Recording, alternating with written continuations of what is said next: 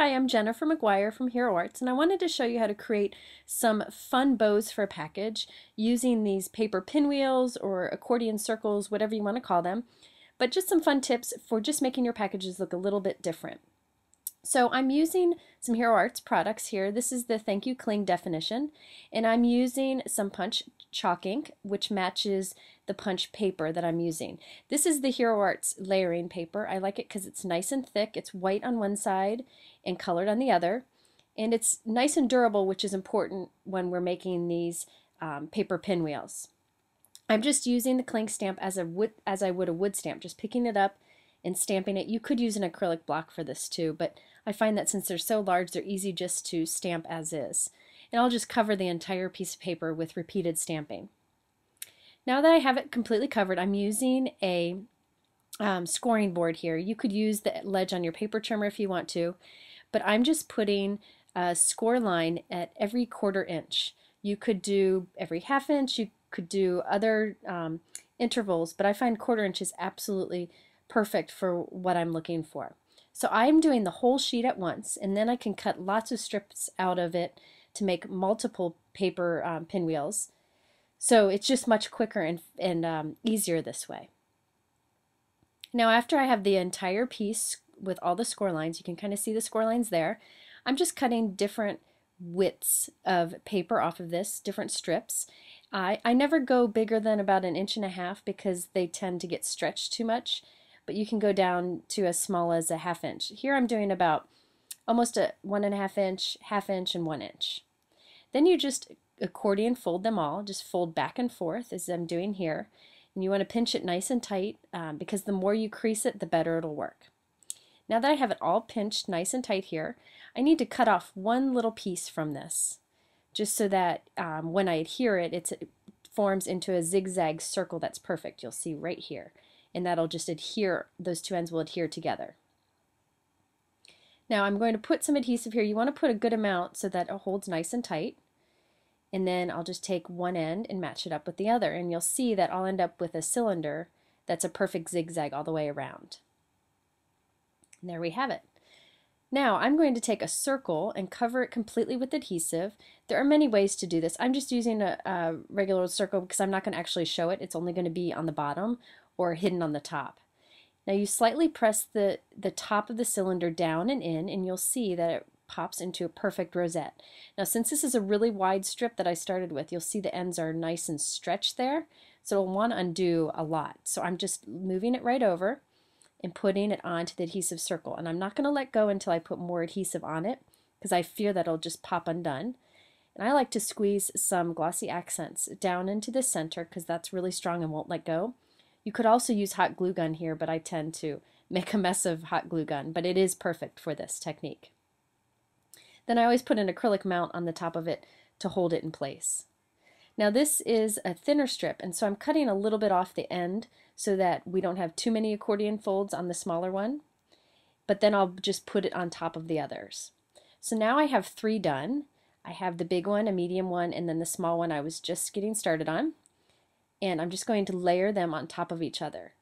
And I have a few glue dots there kind of holding it temporarily so that it doesn't come undone. Now I usually go back with either the hot glue or the glossy accents and squirt some in different places so that it will hold and not come undone. And this can be a bow that you reuse, for many holidays. So I just go squeeze random bits of glue into the edges of it, and then I put something heavy on top while it dries. Now I could do leave it as circles like this, but I thought it'd be fun to cut these little V shapes along all of the score lines on the bigger one, just so it had a fun decorative edge. It's very quick and easy to do, and just gives a little bit of interest on that bottom one. I'm only going to do it on the big circle though. And now I wanted to kind of give this a kind of a worn look, so I'm using Fired Brick Red Distress Ink and an inking applicator and just rubbing it across this. Now since I used the really thick Hero Arts paper, you can be kind of rough with this and not worry about it falling apart. It's hard to see in the video, but it really makes those edges pop by rubbing the darker ink on it. So this is a new clear set from Hero Arts, and I'm just using the word joy from the message and put it onto a star. And then I'm using some Wild Honey ink to ink up the edges just like I did on my paper flowers.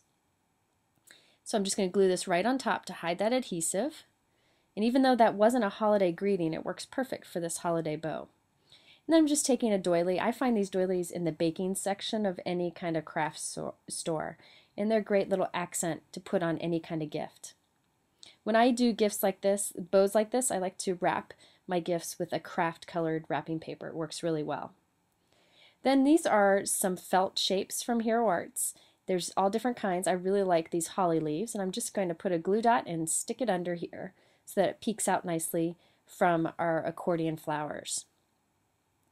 I also like to use raffia for wrapping gifts, and this is great, inexpensive accent. You could use twine or jute or anything. Just doing 2 ribbons or 2 pieces of the raffia together into a bow, and then I'm actually going to sandwich them in behind my rosette that I made. And so the way I do this so that the rosette has somewhere flat to sit on is I put a piece of foam adhesive below the bow and squish another one above the bow, and so the bow is held in there nicely and won't move, and then there's a flat surface to lay this flower on top of. And it holds nice and tight, and you don't have to worry about your ribbon shifting out either. Now I'll just move my ends around and trim them a bit. Now to give this a little bit of shine, I'm using some rock candy distress stickles. This goes on really wet and doesn't look all that great at first, but when it dries, it's matte and it just leaves behind, it looks like pieces of sugar or broken glass all over it, and it is so pretty in real life. So I just smeared around with my fingers, and then I actually put it on the felt leaves also, just a little bit. Kind of looks like snow once it dries. It's really quite nice. I could also rub this along all the accordion folds too. And this shows close up how the rock candy distress stickles dries, leaving this great kind of sugar look.